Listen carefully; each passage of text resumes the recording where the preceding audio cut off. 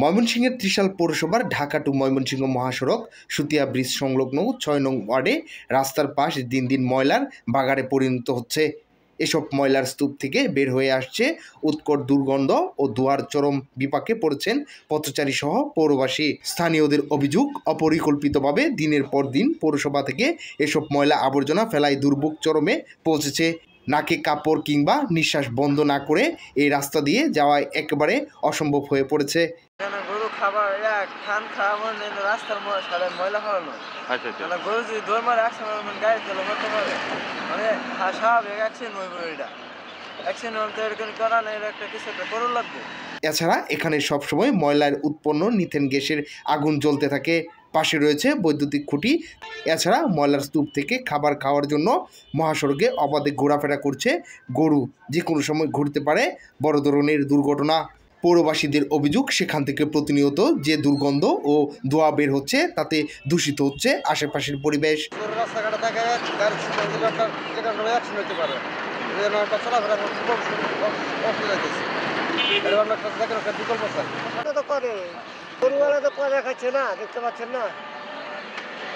School কলেজের ছাত্রছাত্রীদের পাশাপাশি পথচারীদের নাকে কাপড় চেপে চলাচল করতে হয়।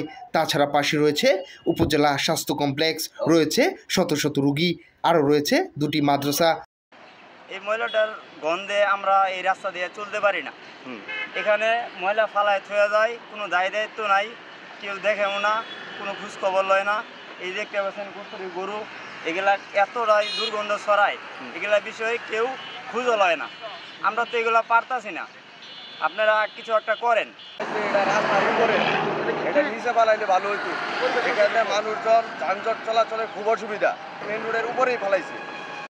ময়লার দুর্গন্ধ ও ধোঁয়ায় ছাত্রছাত্রী সহ আশেপাশে অনেকেই বিভিন্ন রোগে আক্রান্ত হচ্ছে। স্থানীয় পথচারীদের সাথে কথা বলে জানা যায়, এখানে ময়লা ফেলায় পরিবেশ একেবারে নষ্ট হয়ে গেছে।